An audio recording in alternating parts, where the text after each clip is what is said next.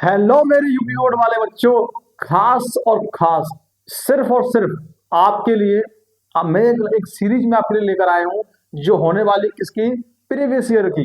यानी जितने भी आपके प्रीवियस ईयर्स में जो ट्रांसलेशन पूछे गए हिंदी से इंग्लिश बनाने के लिए, हिंदी टू इंग्लिश जितने भी आपके ट्रांसलेशन पूछे गए हैं उसकी मैं आपके लिए एक सीरीज लेकर आया हूं।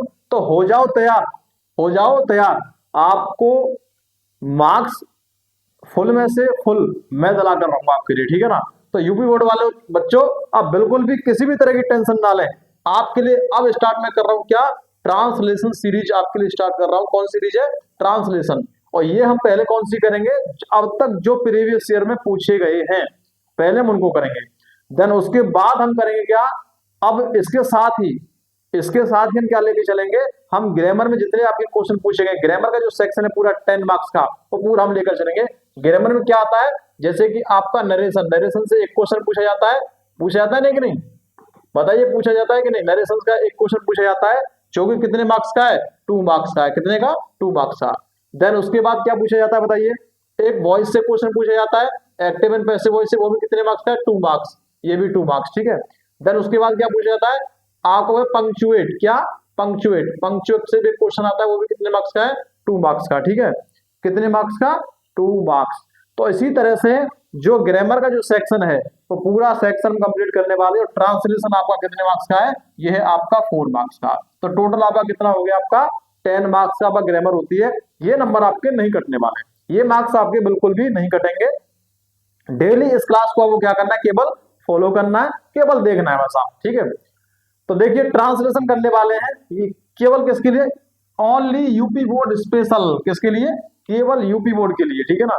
UP board special. हम पहले से देखो, हम पहले दिन से ही हम जो बार करेंगे, पहले दिन से बार होगा किस पर?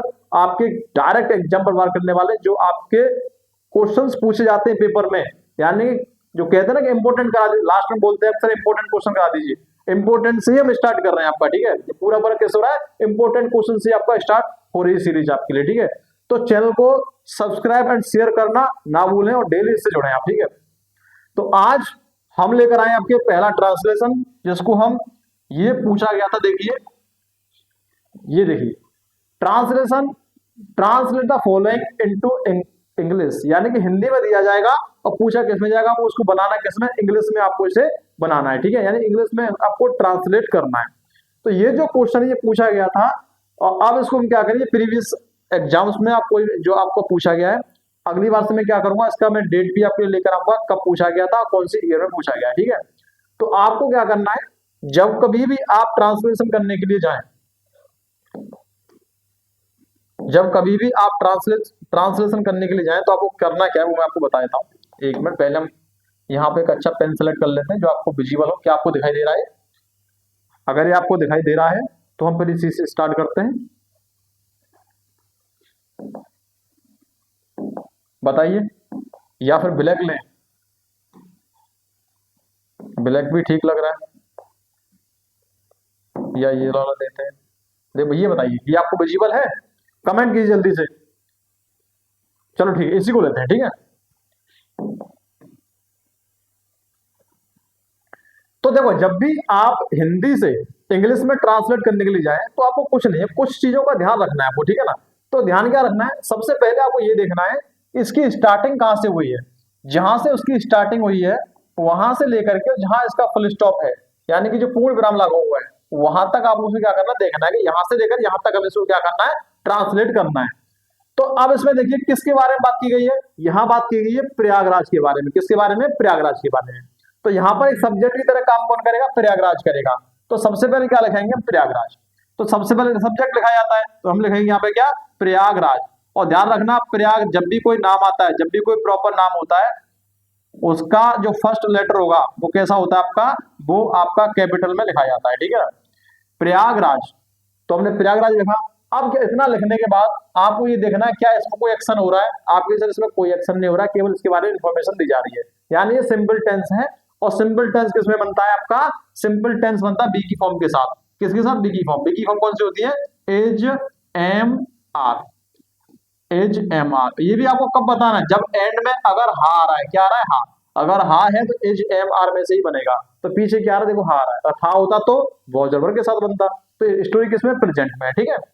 तो यहाँ पे क्या लगाएं, प्रयागराज तो एक ही होता है, जब एक है तो देखो सिंगुलर के साथ एज, आई के साथ एम, और आर आता है प्लूरल के साथ। तो यहाँ प्रयागराज एक है, अगर एक है तो यहाँ पे क्या आ जाएगा, एज आ जाएगा। तो प्रयागराज एज। अब आपको क्या करना है, अब प्रयागराज है कि देखो एज आ गई। अब क्या है, एक प्रसिद्ध नगर, एक की क्या आएगी, ए, यानी आ। प्रयागराज एज आ, प्रसिद्ध की आती है फेमस, फेमस, और नगर की आ जाएगी सिटी। तो Prayagraj is a famous city, Prayagraj is a famous city. आगे देखिए, इसका एक गौरवशाली इतिहास है, किसका, प्रयागराज का। अब प्रयागराज के लिए हम क्या यूज करेंगे, क्या ही यूज करेंगे, ही। तो अब इसके लिए क्या, आप देखो प्रयागराज दोबारा लिख नहीं सकते, क्योंकि हम नाउन को बार बार रिपीट नहीं करते हैं। तो प्रयागराज के लिए यहाँ पे क्या आएगा, यहाँ पे आएगा इट, तो इसका आ जाएगा इट। इसका एक गौरवशाली इतिहास है, तो यहाँ पे है के लिए क्या आ जाए बताओ, इसमें कोई एक्शन नहीं हो रहा है। अब जो एक्शन नहीं होगा तो ये क्या होगा आपका, ये होगा आपका सिंपल टेंस, और सिंपल टेंस के लिए क्या आता है, एज। सॉरी, यहाँ पे इसका एक गौरवशाली इतिहास है, तो इसका एक, कोई चीज मेरे, जैसे मैं बोलूं मेरे पास एक कार है, मेरे पास एक कार, तो पास के लिए क्या लगाते हैं, हैव का यूज करते हैं हम। और सिंगुलर होगा तो हैज, और प्लूरल होगा तो हैव। तो यहाँ भी क्या कह रहा है, इसका एक गौरवशाली इतिहास, इसका एक गौरवशाली इतिहास है, इसका मतलब इसके पास, मतलब इसका भी कुछ है, मतलब पॉजेसिव केस। जब कोई चीज आपके पास होती है, अधिकार है आपका, उसके लिए क्या लगता है, हैव का यूज करते हैं। तो यहाँ पे सिंगुलर क्या है, इट, इसके हिसाब से क्या आ जाएगा, हैज आ जाएगा। तो इट हैज आ, और गौरवशाली की होती है glorious, it has a glorious, it has a glorious इतिहास, history. It has a glorious history, इतना हो गया। आगे देखिए, इसको मैं थोड़ा सा,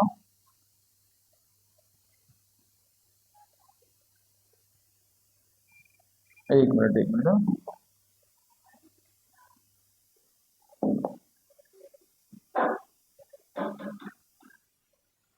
एक मिनट रखिए, मैं थोड़ा सा,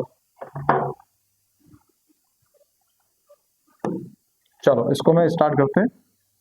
तो देखिए, यहां गंगा और यमुना का संगम है, तो गंगा यमुना संगम मतलब the reverse, the reverse, the reverse, इसको मैं हटा देता हूं यहां से।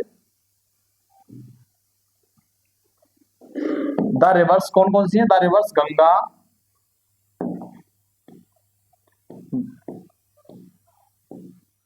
एंड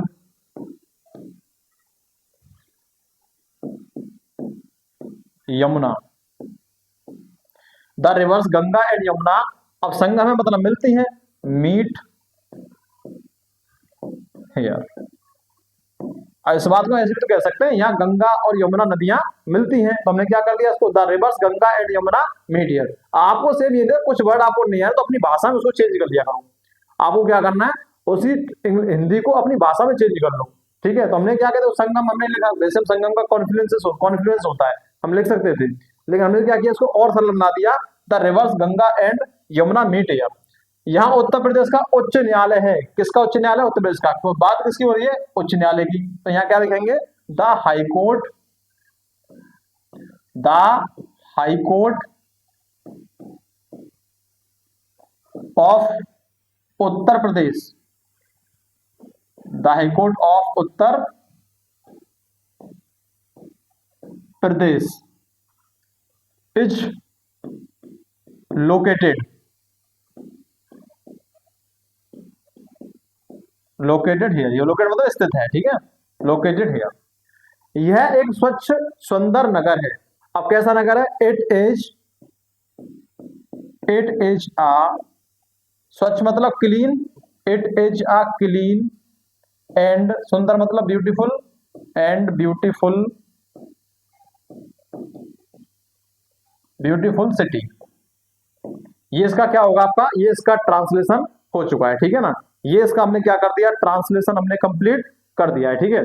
तो आपको क्या करना है, सबसे पहले फोकस करना है सब्जेक्ट पे, इसका सब्जेक्ट क्या होगा। जैसे इसमें बोला था यहाँ यहाँ उत्तर प्रदेश का उच्च न्यायालय है, तो बात किसकी हो रही थी, उत्तर उच्च न्यायालय की, तो हमने उसको क्या सब्जेक्ट बना दिया। तो द हाई कोर्ट, और किसका, जो काकी के लिए क्या शब्द यूज करते हैं हम, काकी के लिए यूज करते हैं of, the high court of Uttar Pradesh. अब यहाँ है मतलब स्थित है, तो इज लोकेटेड हियर, यह मतलब इट, प्रयागराज इट इज, अब कैसा है, it is a sorry it is a clean and beautiful city, और कैसा है, स्वच्छ शहर है और कैसा सुंदर शहर है। तो ये रहा इसका ट्रांसलेशन। ऐसे ही आपको डेली एक ट्रांसलेशन आपको डेली देखने को मिलेगा। तो इस क्लास से और इस चैनल से जुड़ना ना भूलें। Enough for a day, thank you so much.